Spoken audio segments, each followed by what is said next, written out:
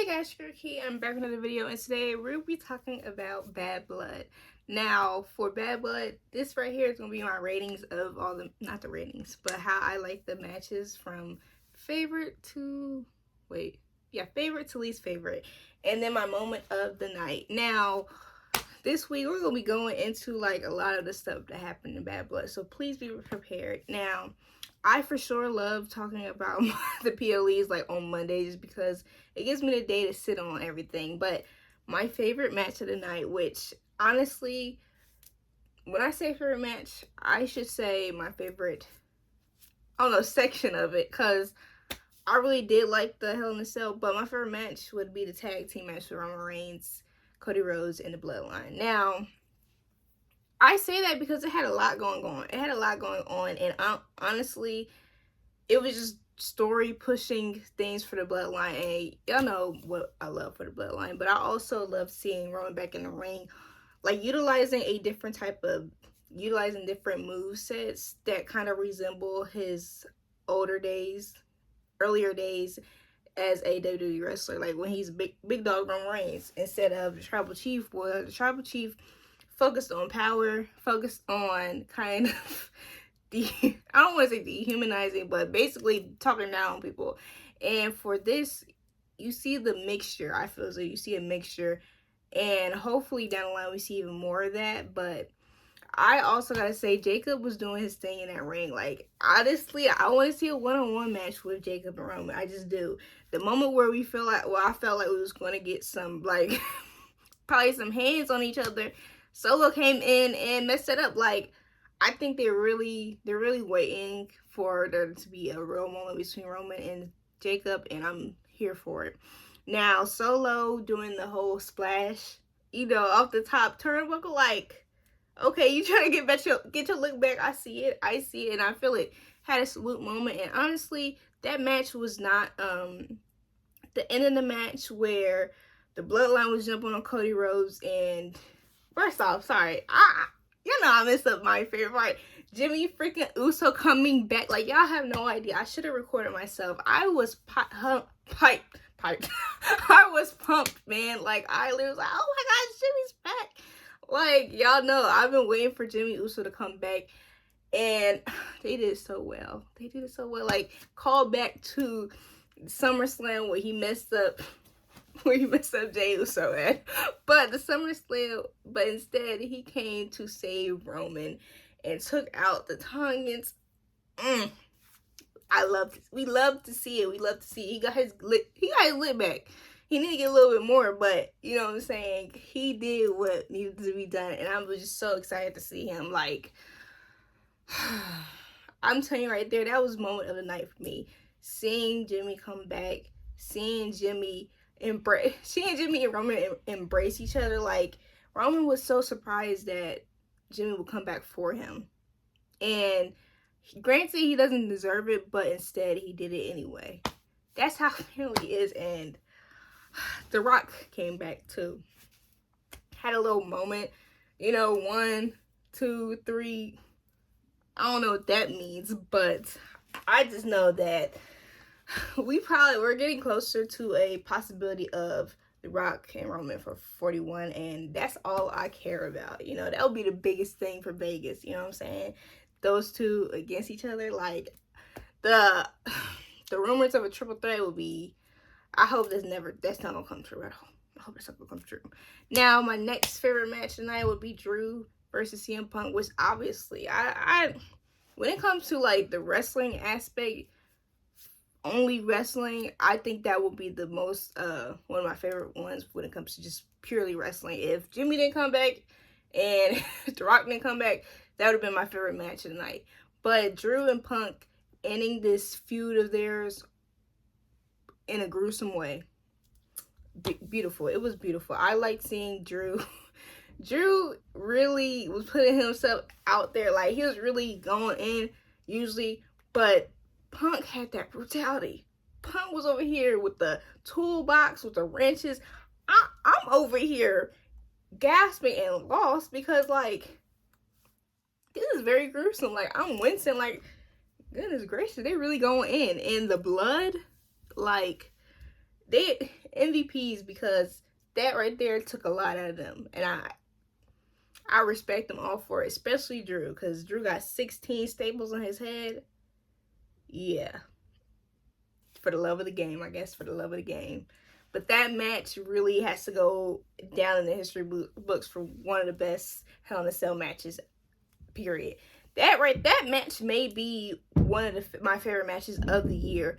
I can't say if it's number one yet, just because when it comes to me in my list, that's hard. But Punk and Drew, they ended off that whole beef, that whole feud in a very good way. And they are deserving of a little break for a few weeks. If that's what they want to do, they're deserving of it. Now, next match would be Nia versus Bayley. Nia Jax and Bayley, I like that match more than the SummerSlam match. I personally thought that Tiffany was actually gonna cash in, but it seems like Nia's just keeping her close just to know when exactly she's gonna do it, because she's not gonna do it straight to her face because of the relationship they have. But with what's going on in Saudi, that might be the time where Tiffany cashes in. Who knows? But Bayley and Nia, they put on a good match. I didn't expect to see a Hurricanrana from Nia Jax at all. But that was a match where I didn't really have too many expectations coming in. But I was very, very, very pleasantly surprised. I think they did their thing out in that ring. Now, going forward, I'm very much looking forward to some good storyline between those two, because it's there. And it's getting painfully obvious that Tiffany's just looking for an opportunity, looking for a good time to cash in.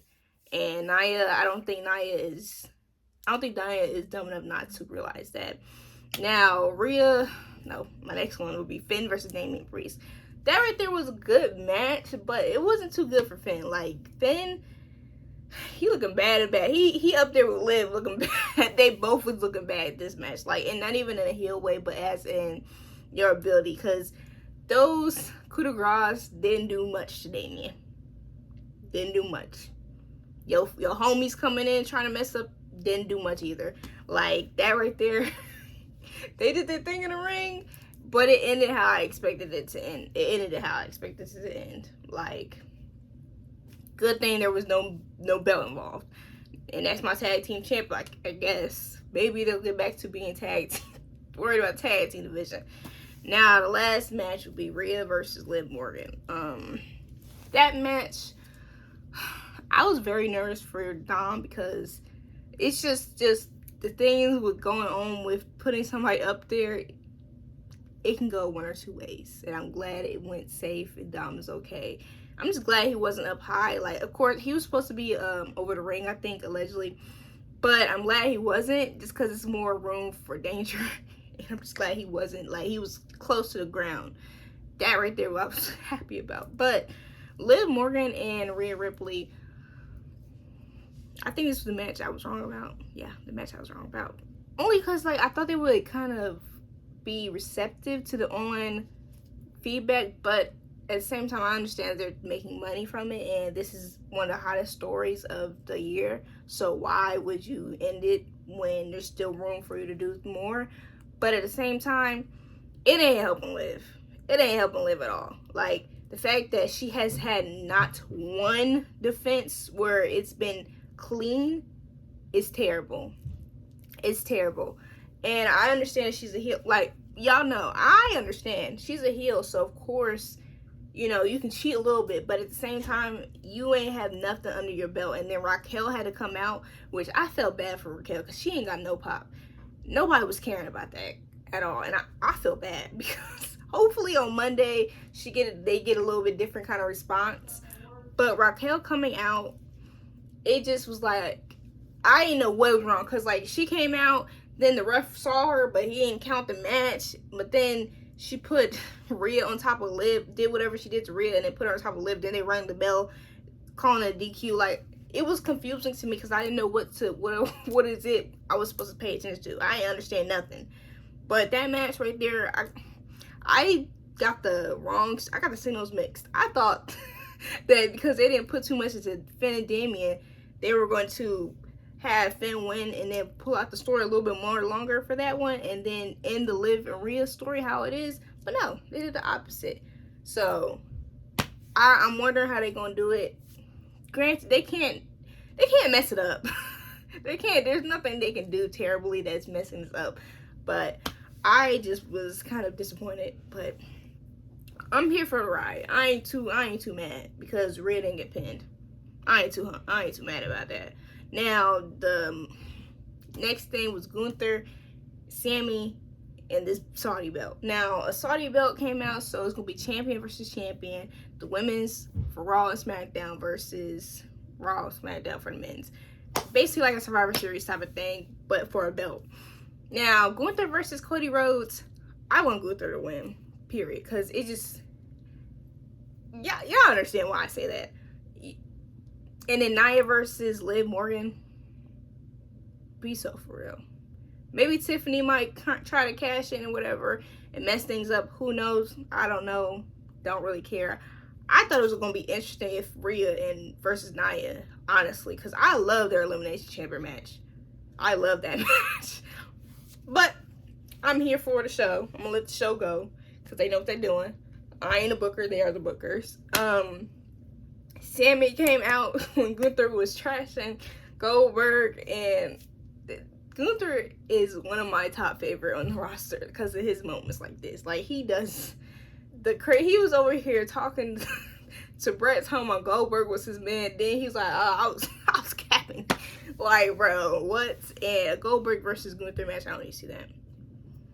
I ain't gonna say I don't need to see it, but it ain't a match that's on my top priority list. If I'm being 100, it's not on my top priority. But I am excited for Gunther and Sammy. Sammy, don't really want you to win, but I will say Sammy versus Cody. Cody got that in the bag. Like, it's not gonna be any room for guessing with that one.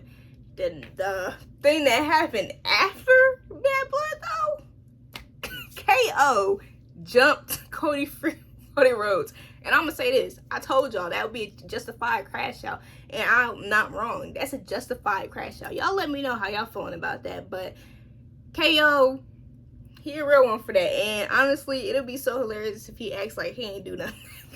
But Triple H said that it's being worked in eternally. It's gonna be dealt with, basically. But I'm gonna be honest, seeing what I seen with you acting buddy with the man that terrorized me, not only the man that terrorized me, but his cousin that terrorized me too for 4 years. Yeah, bro, we're not friends. And the part where I think where KO may not have hit him is if he didn't pull out that belt. He picked up that belt, and I feel as though that was just icing on the cake, and that was a justified moment for him to crash out. Like, honestly, you can't be mad at the man. You can't be. But let me know how y'all feel about Bad Blood. What would you rate it? I think I rated like an 8. If I'm being real, I rated like an 8. But let me know how you guys feel. Please like, comment, share, and subscribe. And please turn on my post notifications. Thanks for watching. Bye.